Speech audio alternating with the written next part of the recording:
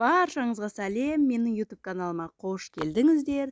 Бүгін өте дәмді шығатын осындай алмадан пирог жасайтын боламыз. Ол үшін керек заттарымызды дайындап аламыз. Алманы осылай бөліктерге бөліп дайындап аламыз. Ең бірінші бөлме температурасы майымыздың үстіне жұмыртқамызды, құмшекерімізді салып, қасықтың көмегімен осылайша біріктіріп араластырып аламыз. Оның үстіне ұнымызды салып, жартас қасық разрыхлительді салып, қолымыздың көмегімен жұмсақ қамыр илейтін боламыз.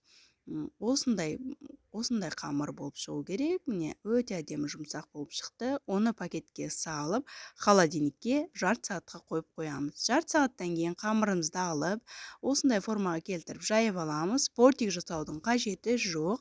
Үстіне алмамызды осылай видеода көрсетілгендей бірінен кейін бірін рет-ретімен осылайша қойып шығатын боламыз. Бұл жерде менде 3 алмадай кетті. Егер де кішілеу болса, сіздерде 4 алма кетеді.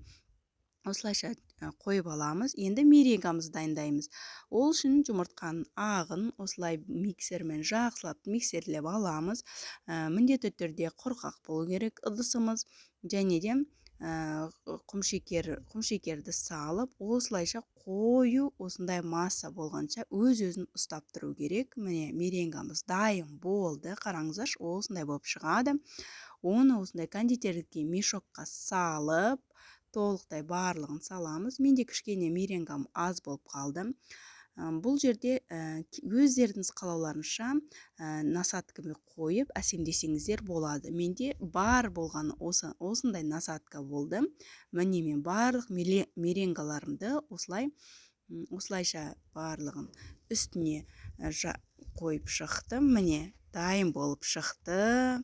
Пирогымыз пісіп шықты. Өте дәмді шығады. Міндетті түрде жасап көріңіздер. Рецепт ұнап жатса, лайк басып, комментарий жазуды ұмытпаңыздар. Келесі кездескенше сау болыңыздар. Ас болсын.